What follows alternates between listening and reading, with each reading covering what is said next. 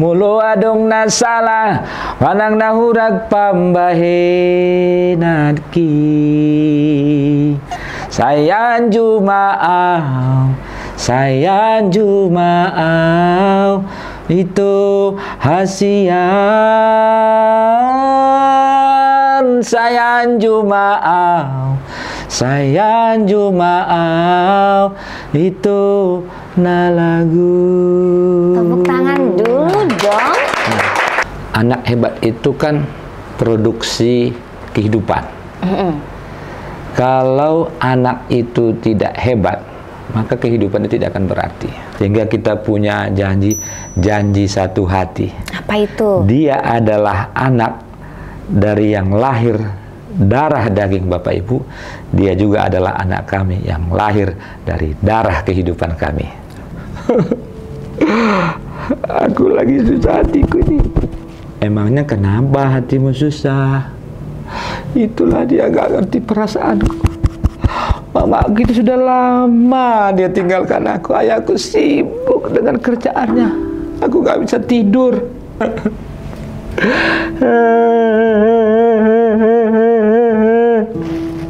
Kamu kenapa? Aku nggak bisa daftar online. Loh, emangnya kenapa? Kamu kan punya handphone. Handphonenya bagus lagi.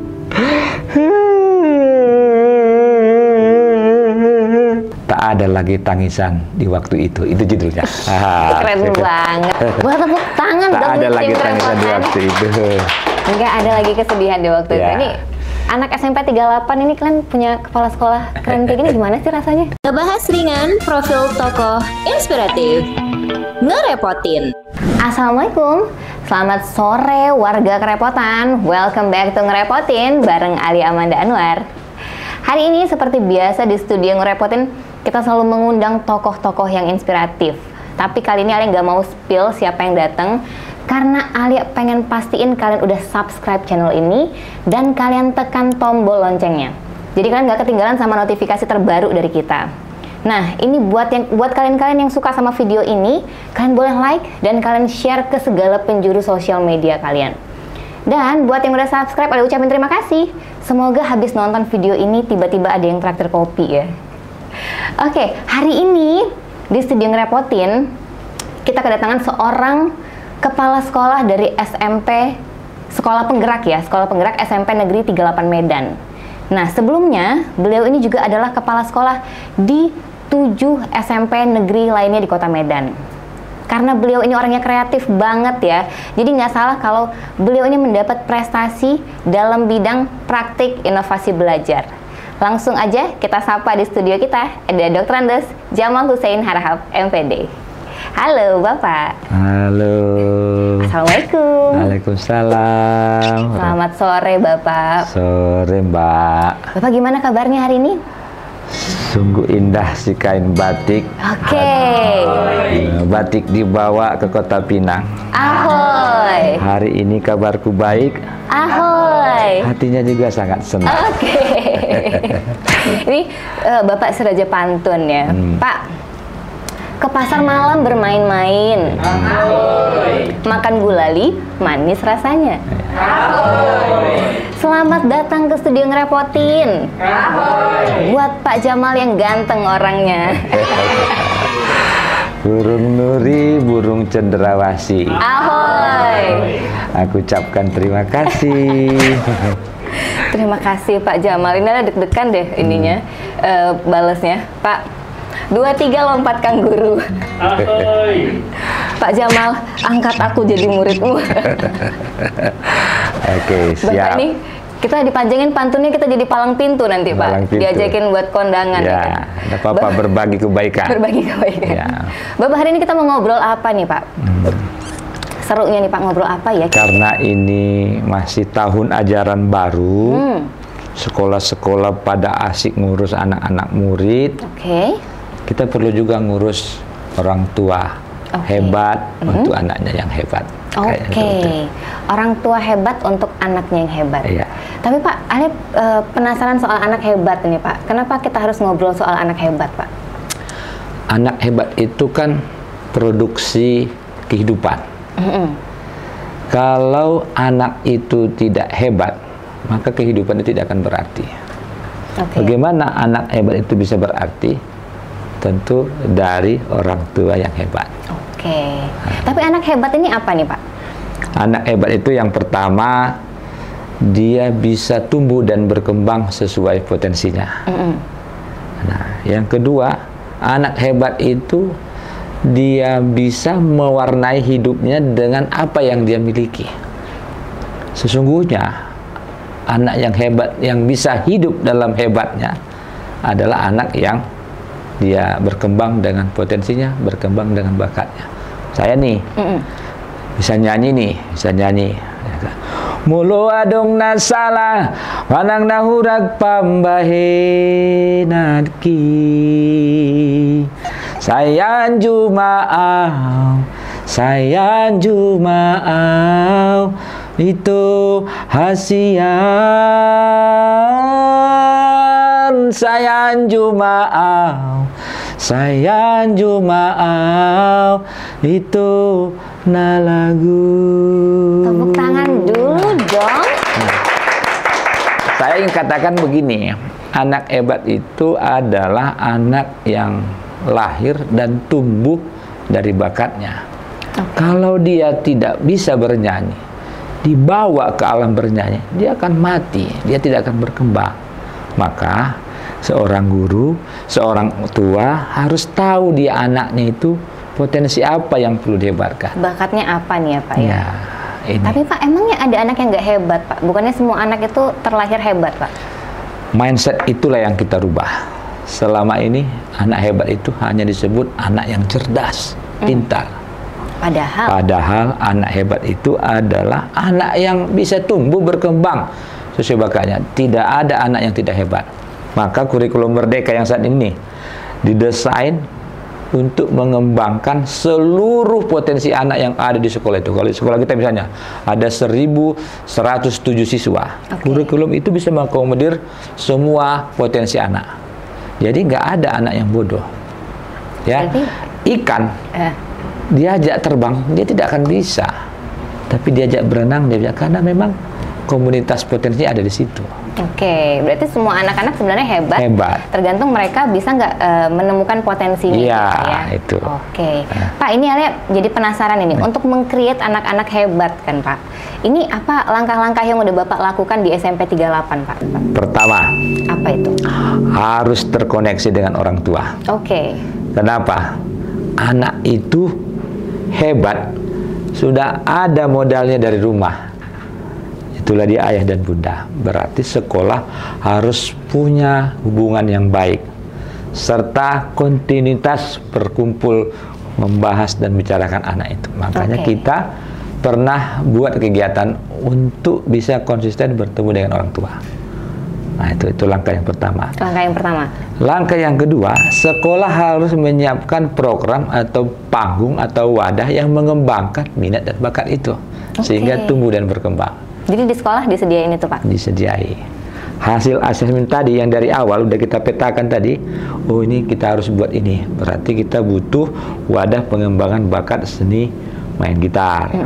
Oh, kita butuh wadah nih menjadi reporternya ke Mbak nih, mahir ini mau berkomunikasi. Kasih bikin podcast di sekolah boleh. Nah, disitulah peran sekolah itu memahami anak wadah apa yang mau kita buat. Lalu kalau sudah kita buat, tidak boleh begitu saja. Yuk orang tua nih, pencetak anak hebat nih yang mau kita buat nih, bantu ya.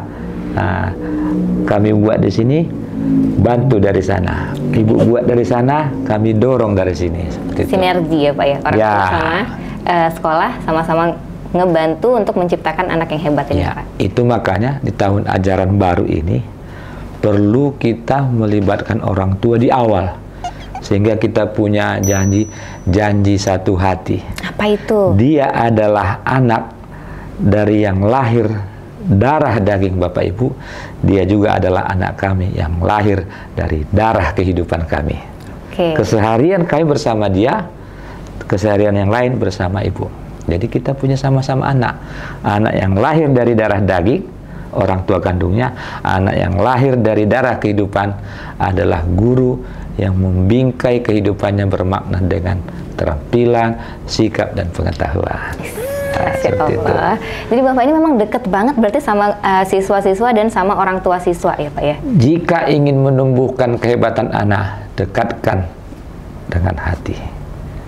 Caranya gimana dekatkan dengan hati? Adakan kontak, diskusi, menyapa, buat kegiatan. Intinya adalah jika ingin anak hebat, bersamai dia. Oke. Nah, saya. Baik di rumah maupun di sekolah, tadi gitu ya Pak ya. Cara membersamai itu kan banyak, bukan harus bersama kita. Bisa nelpon, halo Nanda. Dicek lah ya udah Pak ya. sampai gimana gitu. Ada kebutuhan yang harus dipenuhi, yang sering orang tidak lakukan. Adalah kebutuhan batin. Kebutuhan lahir banyak, beli handphonenya, beli bajunya, beli sepatunya, beli jamaah. Tapi kebutuhan batinnya nggak terpenuhi apa? Perhatian. Apa bakatnya tidak ditumbuhkan, itu yang tidak bisa kita lakukan. Yes, Pak tadi kita udah cerita yang pertama kita bikin assessment tadi ya Pak ya, untuk meng-create anak-anak hebat ini. Habis itu kita bikin pertemuan dengan orang tua. Habis itu kita mewadahi nih potensi-potensi anak. Apalagi nih Pak yang dibikin SMP 38 Pak? Setelah kita wadahi, disitulah baru kita kasih bekal pengetahuan. Supaya apa? Supaya dia bisa pintar. Tapi tidak boleh hanya sampai pada level pintar. Kita wadahilah pengembangan karakternya. Supaya seimbang. Banyak orang pintar, tapi hanya dia pandai merakit bom. Tapi untuk nggak terarah gitu ya Pak ya. Jadi karakter itu adalah pusat utamanya. Ilmu itu adalah tiang untuk menggerakkan karakter menjadi kuat dalam kehidupan, seperti itu. Jadi langkah kita tadi orang tua, nah kemudian kita buat wadah, nah kemudian kita isi pengetahuannya melalui apa? Pembelajaran di kelas, dengan mata pelajaran. Lalu karakternya harus kuat, ada wadah-wadah yang mengembangkan itu. Nah itu ada nggak sih program-program sekolah yang Bapak bikin untuk mengembangkan itu Pak? Sekolah itu begitu awal, itu ada yang disebut namanya sepasal. Sepasal itu senyum, sapa, salam. Sepasal, senyum, sapa, salam. Sepasal itu ada guru yang menyambut anak, dan ada juga pengurus OSIS yang datang bersama di situ. Begitu dia datang, salam, boleh salaman, assalamualaikum, selamat pagi, boleh ngetos. Nah, itu harus dibangun karena itu adalah bangunan karakter. Nah, begitu dia masuk ke sekolah atau bahkan sebelum masuk ke sekolah ada challenge, ada tantangan di situ. Dibuat di meja itu, sebutkan kata-kata baik hari ini. Ya kan? Hebat, santun. Bayangkan kalau 1 tahun anak memproduksi 360 kata-kata baik. Dan itu menempel di pikirannya, maka dia akan menjadi orang baik, akan menjadi orang hebat kan itu. Jadi sepasal ini memang program pertamanya Bapak. Kalau nanti Mbak datang ke sana pagi-pagi setengah 7, pasti ketemu itu nanti dengan guru-guru yang nyelami, yang ngasih pertanyaan, yang ngasih tantangan, ketemu paginya dan ketemu juga dengan saya. Jadi pagi-pagi udah semangat ya Pak? Sudah ada. Ini kita udah sampai ke sepasal, habis itu selanjutnya kita punya program apa lagi Pak? Nah karena tadi anak hebat itu tumbuh dan berkembang menurut potensinya, maka di pagi itu setiap 30 menit itu ada aktivitas pembangunan karakter yang kita buat. Apa tuh Pak? Hari Senin itu namanya kita buat namanya Senin Nasionalis. Upacara itu kan salah satu cara membentuk orang bisa menghargai pahlawannya, bisa tertib, bisa berdisiplin, bisa memahami kalau situasi harus diam, dia harus diam. Itu tidak bisa diajari, dia hanya bisa dibiasakan. Baru hari Selasa, bahwa anak yang cerdas itu adalah anak yang literasinya kuat. Maka kita ada namanya Selasa Literasi. Nanti Mbak kalau datang ke sana, salah satu isi dari Selasa Literasi itu ada namanya Token 38. Apa itu Talkshow Keren 38. Talkshow Keren 38. Itu ngapain Pak? Nah, di situ anak menjadi narasumber berdialog tentang satu topik dari apa yang dia baca itu. Kemudian selain Talkshow 38 ada juga namanya tantangan berhadiah.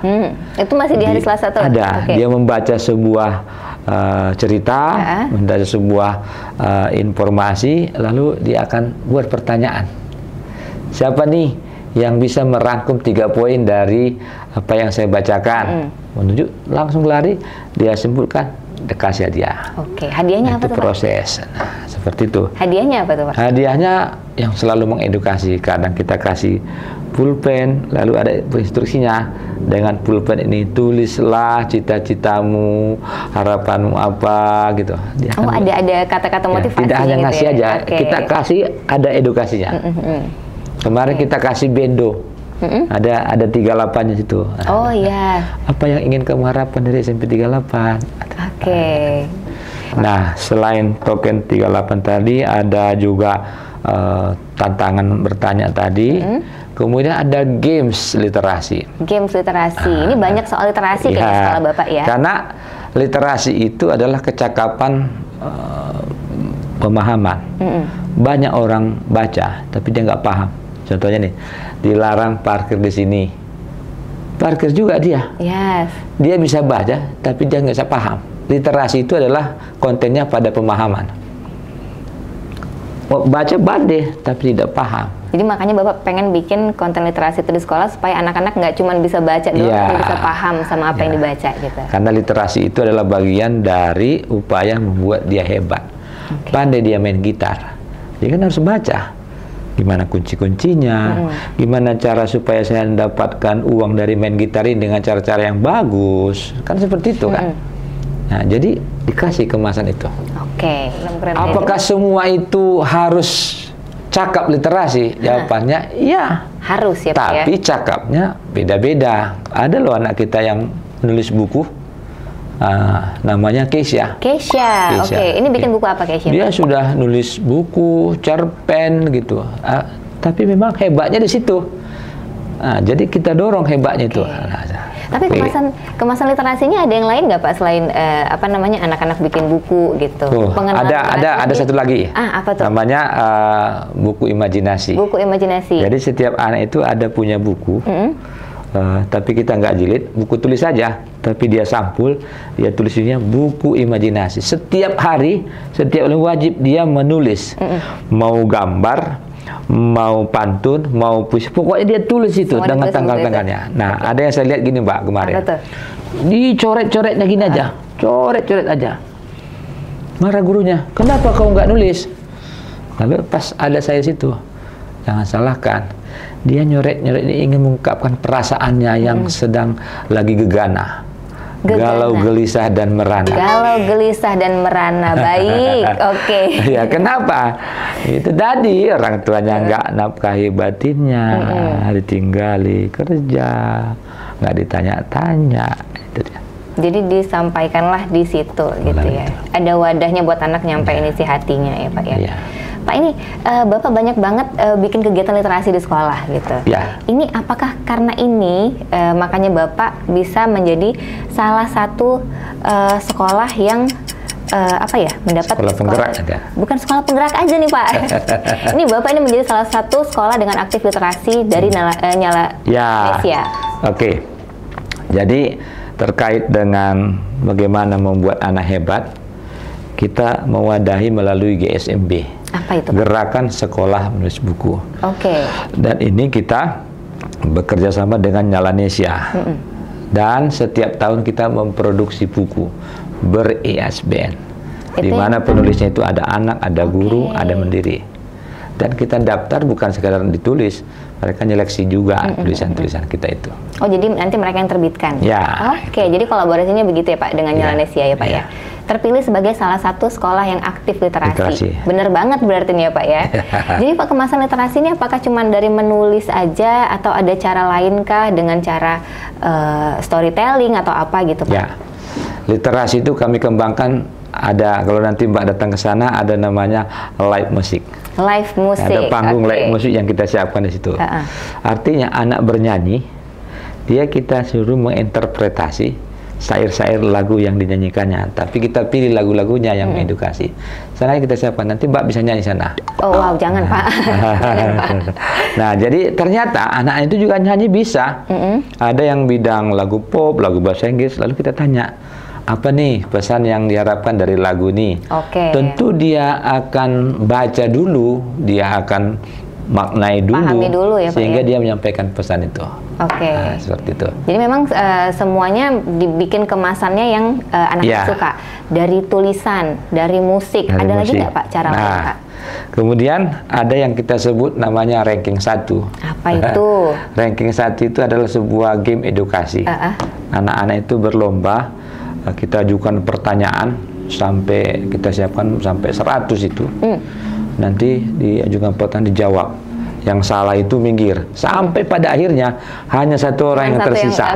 Nah, dan itu ternyata mendorong anak lebih banyak membaca.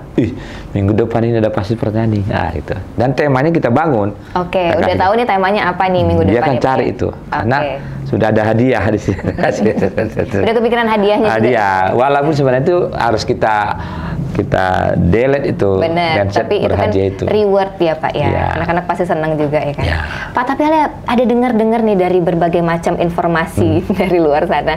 Ada juga namanya pengamen dongeng di sekolah. Bener nggak sih itu Pak? Ya, gini, ya. Itu apa lagi itu Pak? Jadi ini kan dalam rangka kegiatan literasi juga. Jadi anak-anak itu kita disuruh mendongeng. Ngamennya di mana? Apa yang kita amenkan? Kita ngamen pesan-pesan diterapkan. Ternyata juga yang berbaik hati dimasukkan juga uang. Oh gitu. Kita sudah ngumpulin itu sampai 1.200.000 itu uang yang dikasih orang. Ngamennya dia bercerita. Tapi memang belum semua sih anak terlatih, tapi ada beberapa orang terlatih. Yang misalnya nih, kita lihat nih lagi galau nih. Lalu dia ambil toko. Datang guru apa namanya? Kayaknya sedang galau nih. Datang baca. Hei, kamu ngapain? Aku lagi susah hatiku nih. Emangnya kenapa hatimu susah? Itulah dia gak ngerti perasaanku.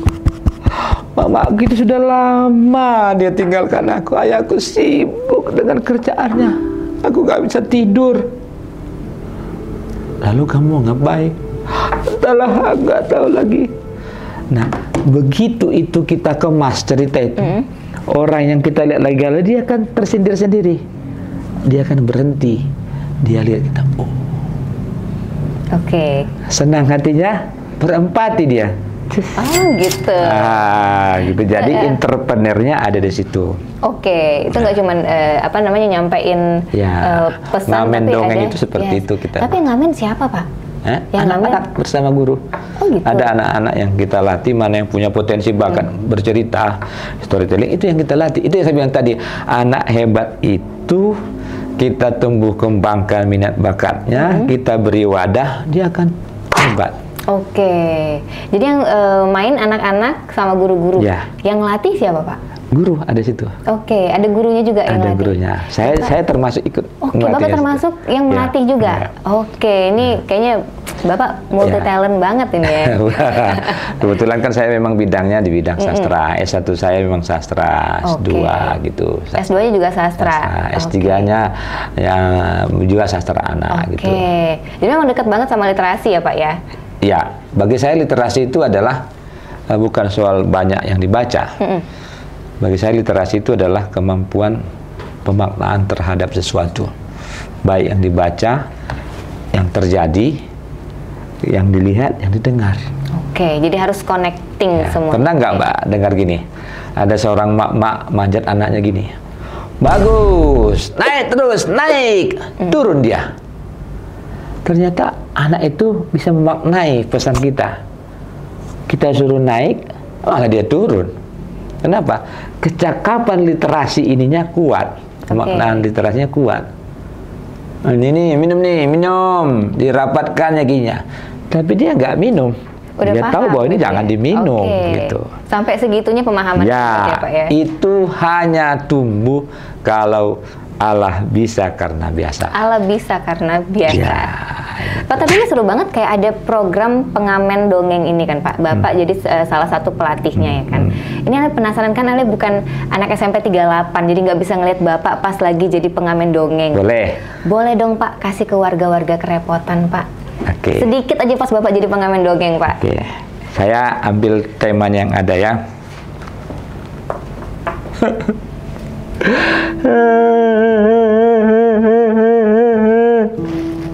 Kamu kenapa? Aku nggak bisa daftar online.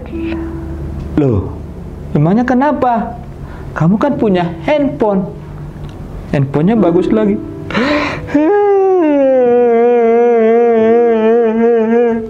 Ini nih nggak ada paketnya. Mamaku pergi, mamaku juga pergi. Aku tinggal di rumah sendiri. Kepada siapa aku harus mengadu? Aku lagi sekolah, nggak mau sekolah. Ada bapak tuh datang tuh. Kamu kenapa, nak? Dia menangis. Lantas si bapak nanya, kamu kenapa, nak? Handphone saya nggak ada pakainya, saya mau daftar sekolah online. Tiba-tiba bapak tadi, sini, biar bapak yang gantikan handphonenya. Didaftarkan handphonenya, kemudian dimasukkan datanya, dan terdaftar. Tiba-tiba dia lulus di SMP Negeri 38 Medan. Hore, aku lulus. 3 minggu kemudian dia datang. Pak, awak udah lulus SMP 38. Terima kasih ya, Pak. Melihat video yang ditayangkan di Instagram sekolah itu, orang tuanya nonton.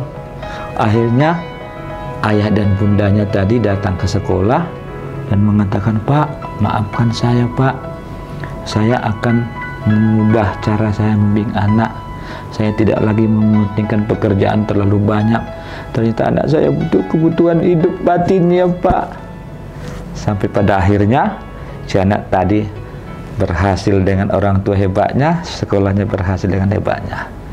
Tak ada lagi tangisan di waktu itu judulnya. Keren banget. Buat tepuk tangan dong. Tak ada lagi tangisan di waktu itu. Enggak ada lagi kesedihan di waktu itu. Ini anak SMP 38 ini kalian punya kepala sekolah keren kayak gini, gimana sih rasanya? Aduh, ya ampun, ya, Pak. Keren itu, banget loh, Pak. Ya, keren itu karena ada orang lain. Tapi Bapak ini kepala sekolah iya. Habis itu jadi pengamen dongeng juga iya. Ya. Habis itu bikin buku dan lain-lain juga iya untuk sekolah. Ini kayaknya honor Bapak double-double deh ya, Pak ya. Honor saya banyak. Oh, banyak. Banyak bukan dari segi uang. Oke, jadi dari mana, ketika Pak? banyak orang yang pandai, gara-gara kita berkreativitas, inspirasi kita akan dapat rezeki. Rezeki apa? Uang juga bisa. Yes. Uang juga bisa. Ketemu saya dengan, misalnya si Mbak ini, ketemu saya pas mau beli apa nih? Mau beli kertas-kertas itu. Lalu saya teleponnya, Mbak, antar langsung, saya pun mudah ngasihnya. Kemudian itu dimudahkan. Iya. Dimudahkan semua urusannya Bapak, ya kan? Jadi harta itu, rezeki itu adalah dimudahkan urusan. Di mana-mana ada rezeki. Pak, tapi kita cerita program sekolah ini kan udah seru-seru banget nih Bapak bikin kan. Tapi siswa Bapak ini banyak banget, 1.133 kelas. 33 kelas. Maksimal, ya kan? maksimal. Nah itu pasti ada lah yang nggak mau ikutan sama program-program Bapak. Nah itu Bapak tuh gimana tuh nanggepinnya? Nah, ketika kita ketemu dengan anak-anak yang tidak mengikuti program, berarti kita perlu merefleksi apa nih yang nggak penuh. Pernah gitu, dia nggak bisa baca, nggak mau ikut salah satunya. Ternyata dia cuma pengen main bola aja gitu. Ya udah, kita bikin ekskul futsal di sekolah itu. Oke. Bisa. Tapi misalnya kemarin kita juara 1, juara 2 itu mini soccer Kota Medan itu dua tim itu menang dari kita. Oke. Dan mereka yang main itu bukan anak-anak yang juara 1.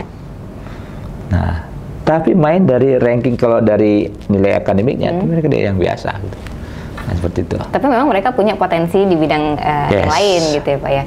Pak, tapi misalnya nih, kayak tadi storytelling itu kan bagus banget ya gitu. Misalnya ada orang tua tuh, ada anak yang punya bakat di storytelling nih, ya kan. Tapi orang tuanya ngelarang atau orang tuanya nggak suka lah anaknya ikutan storytelling gitu. Nah itu Bapak gimana tuh Pak? Disitulah peran pentingnya parenting itu. Oke. Dalam parenting yang kita bangun di sekolah itu ada 2. Selain mendorong semangatnya menjadi orang tua hebat, kita memberi fakta, data tentang anaknya. Kemudian kalau ada yang nggak mau dia ngasih anaknya berkembang di situ, berarti ada yang belum connect itu. Kita panggil orang tuanya. Biasanya kita diskusi. Ruangan saya itu selalu sering ketemu orang tua.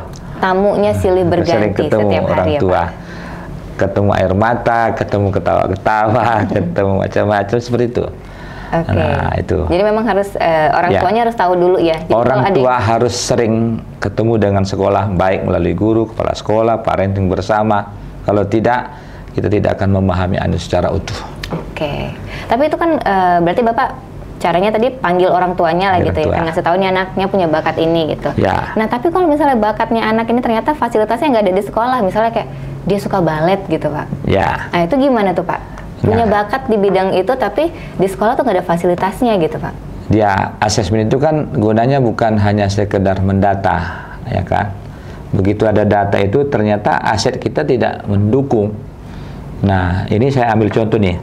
Dinas pendidikan ini. Ada anak yang pandai main basket di situ. Tapi ternyata kita bercerita ke Dinas Pendidikan, Dinas Pendidikan memfasilitasi. Kita sudah dibuat itu lapangan basket itu. Berkembang. Ada yang kemarin main drum band pengen, tapi nggak drum bandnya udah ada gitu.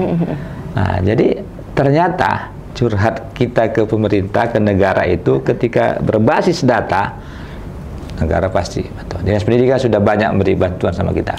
Drum band. Bahkan ini ada yang baru, sekolah itu harus punya sanggar dan punya klub untuk mengembangkan minat dan bakat. Ada apa itu? Ternyata teropong Dinas Pendidikan terkait sekolah untuk maju dan berkembang sangat kuat. Bangga yang kita. Jadi memang akhirnya Dinas Pendidikan ini ngasih fasilitas untuk sekolah-sekolah yang tadi nggak memfasilitasi bakat-bakat tertentu. Yang udah kita dapatkan nih, drum band ada. Oke, awalnya nggak ada. Ya, kemudian lapangan futsal ada. Nah, bahkan fasilitas belajar itu mobilernya sudah keren-keren. Tinggal menjaga merawatnya kita nih. Nah, gitu. Nah, artinya seperti itu ya. Walaupun sekolah itu tidak bisa mengembangkannya secara murni, kita dorong ini orang tua ini. Nah, Bu, kayaknya ini bisa dikembangkan ya dengan cara yang lain. Nah, sekolah itu kan punya keterbatasan juga, tapi tidak boleh keterbatasan cara. Nah, itu. Harus ada cara terus. Harus ada cara, tak satu jalan ke Roma. Ya. Pak, kalau tadi kita cerita program-program yang mengasah bakat anak ya kan Pak. Tapi kalau program-program yang mengasah karakter anak, ya, ada nggak Pak? Itu tadi, yang pembiasaan tadi kan, selasa literasi, Rabu bersih. Rabu bersih itu adalah pembiasaan peduli lingkungan. Jadi itu setiap Rabu itu kita baris, lalu anak-anak kita kerahkan, ada yang mengutip, ada yang membersihkan. Lama-lama terbiasa. Begitu kita bel, mereka udah tahu nih. Belum lagi baris, mereka sudah ambil tong sampah itu dibawa. Nah, itu kan berarti terbiasa gitu kan. Nah, kemudian begitu ada lihat sampah yang di mana-mana kan ada yang buat namanya ambil sampah buang gitu. Dan sekolah kita memang kita larang menggunakan plastik untuk menghindari banyaknya sampah. Maka sekolah kita itu kan sekolah adiwiyata tingkat nasional itu. Wow, itu tahun berapa Pak? Ini kita mau menuju adiwiyata mandiri. Udah mau adiwiyata mandiri. Karena puncak dari adiwiyata adalah adiwiyata mandiri. Dan ini menuju ke sana ya Pak ya? Ya. Ini semoga lancar-lancar ya Pak ya, prosesnya ya Pak ya. Bapak, ini kan kita cerita masalah program untuk membangun karakter anak, untuk mengasah bakat anak-anak juga gitu. Apa sih tantangan-tantangan yang Bapak hadapi dalam menciptakan itu Pak? Pertama, kejenuhan. Itu kejenuhannya ada di? Yang kedua, dukungan orang tua. Ini yang jenuh siapa nih Pak? Kejenuhan itu anak-anak. Anak-anak jenuh. Ya, gitu. Berarti kalau jenuh, kita refleksi bersama guru, bersama tim. Kita perlu cara yang beragam untuk membuat anak tidak jenuh. Sama dengan tadi, selasa literasi. Nggak boleh membaca buku aja. Hari Selasa pertama token, kemudian challenge, kemudian game, dan dia tidak tahu itu perubahan itu bentuk-bentuk literasi yang kita kembangkan itu. Jadi ada storytelling, gitu ya, ada bernyanyi dengan menjelaskan maknanya, itu. Jadi banyak cara yang dikemas untuk pengembangan literasi. Jadi caranya itu, kejenuhan itu selalu ada, namanya juga manusia. Yang kedua, dukungan. Dukungan dari? Nah, orang tua. Oke. Kita udah tahu nih perkembangannya nih. Kita minta mereka dukung untuk mensupport, mengawal di rumah. Support baik perhatian. Kalau memang ada dana, mereka fasilitasi gitu kan di rumah seperti itu. Supportnya seperti itu. Kemudian komitmen. Komitmen itu dibangun dalam sebuah kesepakatan. Gitu. Makanya kalau di kelas itu ada namanya kesepakatan kelas. Itu di itu ada itu kesepakatan kelas. Gitu. Ini konsekuensi, bukan hukumannya konsekuensi. Gitu. Konsekuensi tidak boleh satu, harus 1, 2, 3. Jadi dia milih gitu. Jadi tantangannya konsekuensinya milih sendiri gitu. Bukan hukuman.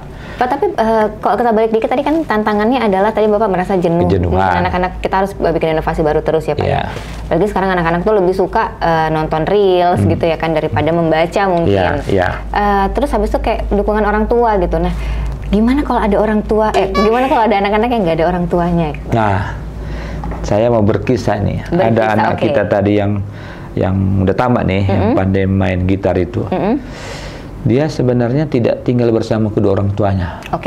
Tapi dia tinggal bersama tetangganya. Dan udah tamat ininya, pandai main gitar itu. Nah, bagaimana mensupport itu? Kadang-kadang dia tidak datang sekolah, itu guru BK kita itu datang ke sana bawa bahan. Nah, karena dia harus jaga adiknya yang masih kecil. Nah, kemudian ada bantuan pemerintah. Kita masukkan dia. Ada BS, ada PIP, itu kita masukkan. Kalau yang dari sekolah bantuannya Pak? Dari sekolah kita termasuk memfasilitasi bagaimana pembelajarannya tidak terganggu dia kalau karena ongkosnya nggak ada. Itu guru BK-nya datang ke rumah. Oh gitu. Jadi sekolah benar-benar hadir buat anak-anak hadir, ya Pak? Terbahan semua. Nah yang nggak pandai misalnya baca gitu, ya, kita ada buat karantina namanya. Karantina belajar di ruang BK. Ada buku progresnya gitu. Dan sampai kemarin kita undang orang tua bersama dengan anaknya untuk melihat perkembangan anaknya itu. Jadi memang anak-anak dipantau banget ya Pak ya? Ya, kuncinya itu dampingi, bersamai, konsisten. Keren banget sih sekolah Bapak. Biasanya akan ada kegiatan menulis terbalik ini. Oh, menulis terbalik apalagi itu Pak? Anak nulis surat sama maknya, maknya nulis surat sama anaknya. Tapi kita nggak kasih tahu ini. Begitu di situ kita serahkan kertas, tulislah harapanmu, masalahmu sama orang tuamu. Kemudian orang tua juga apa harapan kemana anak, apa kelebihan anaknya, apa yang diperbaiki. Begitu siap nulis dimasukkan di amplop, baru nanti saling bertukar, saling membaca gitu. Nah besok itu akan kita lakukan itu sekolah. Seru banget. Pengen tahu nih hasilnya apa nih ya Pak ya nanti pas dari yang pernah kita lakukan tahun lalu, walaupun tidak seramai ini, ternyata orang tua itu begitu dibaca surat anaknya nangis dia. Saya tanya, Bu, apa rupanya isi surat kok nangis?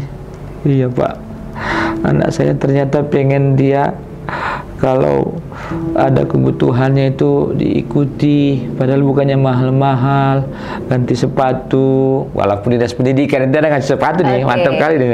Nah, kemudian ternyata dia pengen juga rupanya sekali-sekali makan bersama. Tulisnya nangis. Jadi tahu dari surat itu ya Pak, itu gunanya surat tadi ya Pak ya. Ini program Bapak selalu terupdate ya Pak ya. Ini ngomong-ngomong soal update ya warga Kerepotan, pastikan juga kalian menjadi orang yang update dengan follow sosial medianya Ngerepotin Medan. Nah ini ada TikToknya ada di sebelah sini, ada Instagram di sebelah sini, dan ada Facebook juga di sebelah sini, nanti diedit ya sama editor kita. Kalian bisa jadi orang yang paling update dengan melihat dan follow semua sosial medianya kita. Pak Jamal, ini yang ngerasa kayak sekolah Bapak nih update banget ya kan Pak? Kayaknya inovasinya ada terus gitu. Ali pengen tahu dong Pak, prestasi Pak, dari semua yang Bapak kerjain tadi Pak, apa aja prestasi yang sudah diraih sama anak-anak Bapak? Ketika kita menyebutkan prestasi kan harus berbanding lurus dengan anak hebat tadi. Ya kan? Nah contoh nih, itulah yang tadi prestasi yang baru-baru ini kita raih ini. Apa itu Pak? Juara 1 mini soccer Kota Medan, juara 2 mini soccer Kota Medan, itu serentak nih langsung finalisnya. Ternyata apa? Karena tadi anak hebat yang di bidang olahraga kita dorong. Nah Kemudian kita pernah juara 3 Olimpiade itulah anak-anak yang cerdas, IQ-nya kita dorong. Kemudian pernah juara 1 menari, ada sanggar tari Sri Kemuning di sana. Nah, jadi dilatih di situ. Kemudian ada yang siswa yang menulis tadi, menulis Kesia tadi, nah juga terdorong situ. Jadi kita pertama sekolah kita itu sekolah adiata, sekolah penggerak, sekolah ramah anak, nah sekolah aktif literasi nasional, sekolah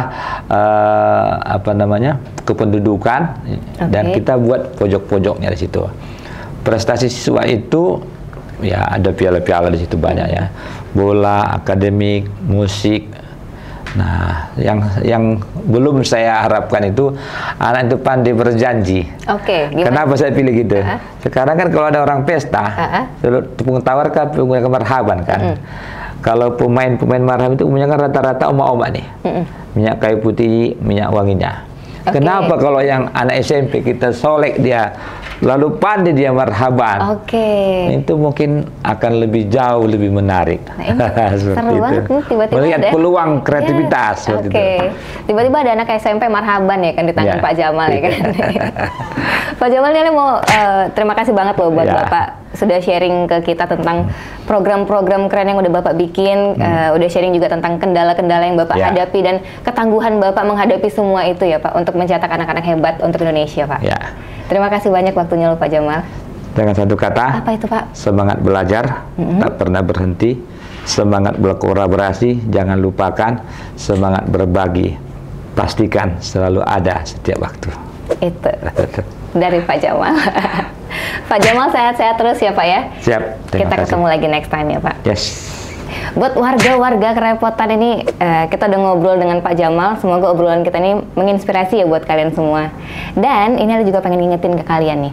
Kalian boleh banget untuk tulis di kolom komentar siapa lagi sih yang kalian pengen untuk datang ke studio Ngerepotin buat kita ajakin ngobrol-ngobrol santai. Oke, terima kasih banyak udah nonton Ngerepotin hari ini. Kita ketemu lagi di Ngerepotin selanjutnya. Bye-bye. Ngerepotin. Ngebahas ringan profil tokoh inspiratif.